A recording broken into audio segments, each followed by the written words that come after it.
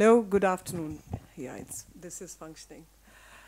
Today we are bringing the focus back on the PMO because various officers have been interrogated and statements have been recorded by the CBI. The most interesting part of this entire episode is that it is the CBI which reports to the PMO directly and it is investigating the PMO.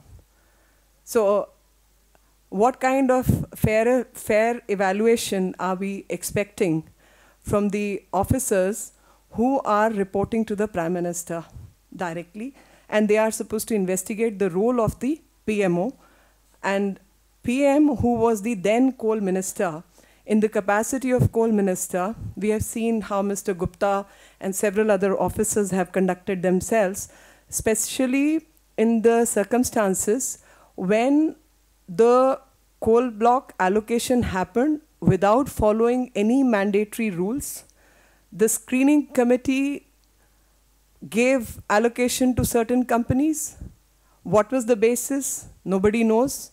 Rejected a few applications. What was the basis? Nobody knows. So no mandatory procedure was followed, either in selecting the companies or in refusing the allocation. And that is the strangest form of allocation one has ever seen. Plus, this is also, again, in the news that various files pertaining to this particular period between 2006 and 2009, files are not available. The sitting MP of the Congress party has also been investigated, and CBI has sent for his statement as well. Now, under these circumstances, a tainted Prime Minister has to step down. Specifically, this is the demand, that he has to step down so that there can be a fair investigation into the criminal offense conducted by his office. And a person who's tainted cannot be heading the very organization which is investigating his office.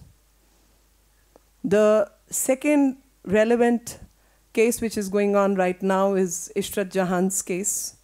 And we all know what precisely is going on after years, calling an encounter as fake encounter.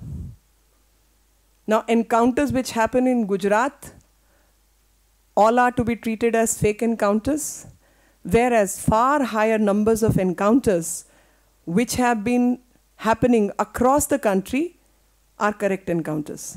And especially the Congress-ruled states, Andhra Pradesh and several other states. These are the high numbers, Maharashtra. These are the states which have very, very high numbers of encounters. During this particular period, when these 8 encounters took place in the state of Gujarat, 880 encounters happened across the country, in which the highest number was from Uttar Pradesh, 89 or 85, and similarly in 80s only in Andhra Pradesh, then came Maharashtra and several other states. Now all those encounters are to be treated as true encounters, whereas 8 encounters of a known terrorist, in this case Ishrat Jahan was a known terrorist, whose details were available on the Jamaat-ud-Dawa website, whose details were available from a newspaper in Lahore. And this particular affidavit, and David Headley, which of course NIA went back on the earlier statement.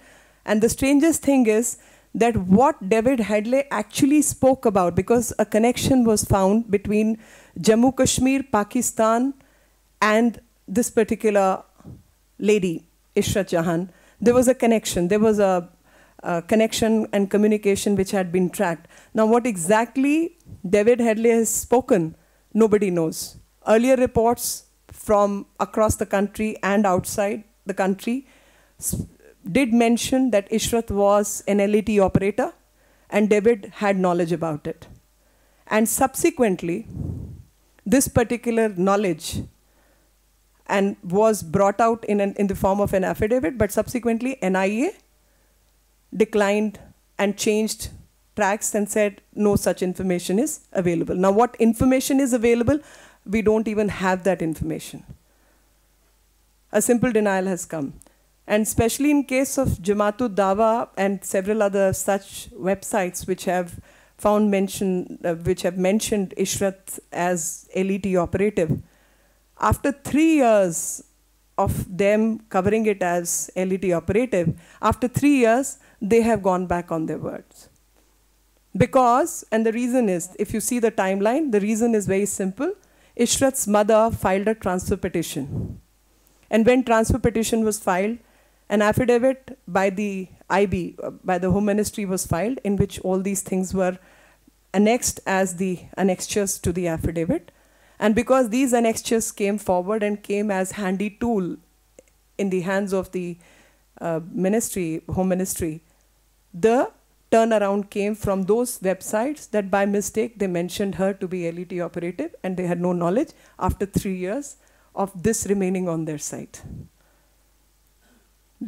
We again go back to the issue that in this case, like in several other cases, like in coal block, CBI is again being misused and manipulated by the central government. And we have seen how Supreme Court dealt with it when the affidavit was changed. Even in Ishrat's case, affidavit has been changed by the central agencies. Now, what precisely needs to be investigated, according to us, is on whose instructions the affidavits were changed. After all, government changes or the law officers change the affidavit is a record of this government also. One affidavit coming from IB is changed into another, and nobody is questioning that. This again makes us feel that CBI is a caged parrot, as the words of the Supreme Court go around, which has basically described how CBI has been misused and manipulated. From both cases, the coal scam and the Ishrat's case, it is very evident that the change in stance comes with the change of ministers. The affidavits get changed, the law gets flouted, and all to suit a political purpose. Now, if a government starts playing politics with the issues as serious as corruption and terrorism, then in that case, this government, which has failed completely, has no business to stay in the office. Because it is these very people who need to be investigated by these very agencies. And we have seen repeatedly that abuse, misuse of the system is what is basically causing damage to the entire governance structure of this country. And what happened in Uttarakhand, Himachal, and several other areas, including Delhi, also is a result of misgovernance.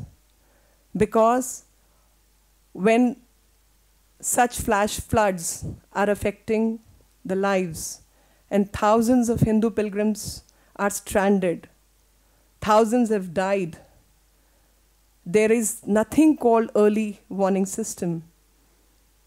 And NDMA guidelines have been violated and have not been observed by this government.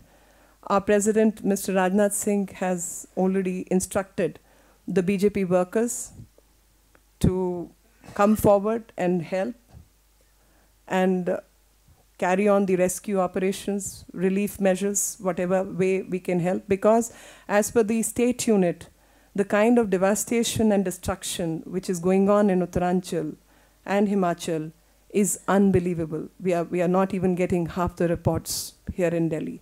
And this should be declared as national calamity, and whatever, I mean, we are demanding that this should be declared as a national calamity. And whatever help